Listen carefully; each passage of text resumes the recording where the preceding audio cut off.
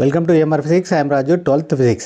Unit 3. Magnetism and magnetic effects of electric current உள்ள important numerical problems one by ஒன்றா solve பண்ணிக்கிட்டு வரோம்.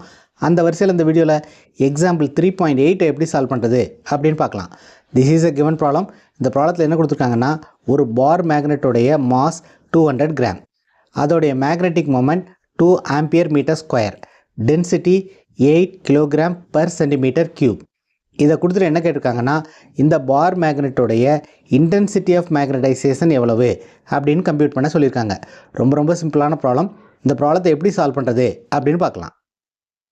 முதல்ல இந்த ப்ராப்ளத்தில் என்னென்ன நியூமெரிக்கல் டேட்டா கொடுத்துருக்காங்க அப்படிங்கிறத எடுத்து வைக்கலாம். Given mass of the bar magnet கொடுத்துருக்காங்க. Mass is equal to 200 gram. இதை எஸ்ஐ யூனிட்டில் கன்வெர்ட் பண்ணிக்கணும், அதாவது கிராமை கிலோகிராமில் கன்வெர்ட் பண்ணிக்கணும். So this is equal to 200. 1 gram is equal to 10 to the power minus 3 kilogram. அடுத்து என்ன கொடுத்துருக்காங்க, மேக்னெட்டிக் மொமெண்ட் கொடுத்துருக்காங்க. Magnetic moment is equal to 2 ampere metre square. Next நமக்கு டென்சிட்டி கொடுத்துருக்காங்க. Density is equal to 8 gram per centimetre cube. So இதை kilogram per metre கியூபாக convert பண்ணணும்.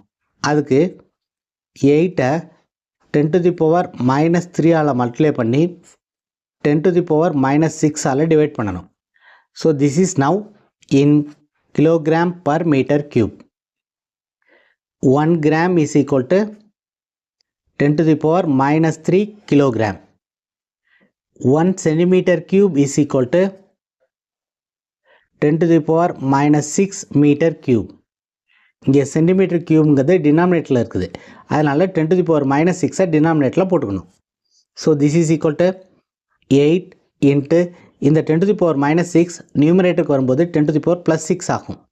So minus 3 plus 6 is plus 3. 10 to the power 3 kilogram per meter cube is the density. What we have to calculate? We have to calculate the intensity of magnetization. So the formula to find the intensity of magnetization is, what is the formula we are going to use?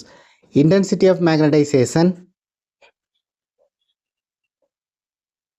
is equal to magnetic moment by volume.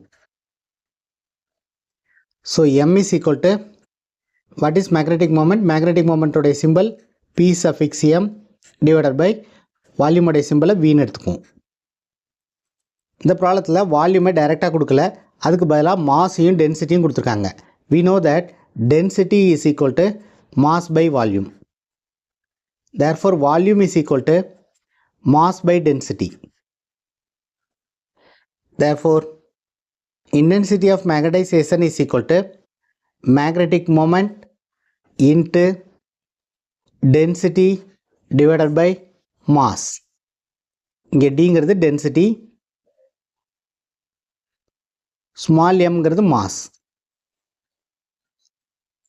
Values எல்லாத்தையும் substitute பண்ணோம்னா we will get magnetic moment உடைய value 2 ampere metre square into density is 8 into 10 to the power 3 divided by mass is 200 into 10 to the power minus 3.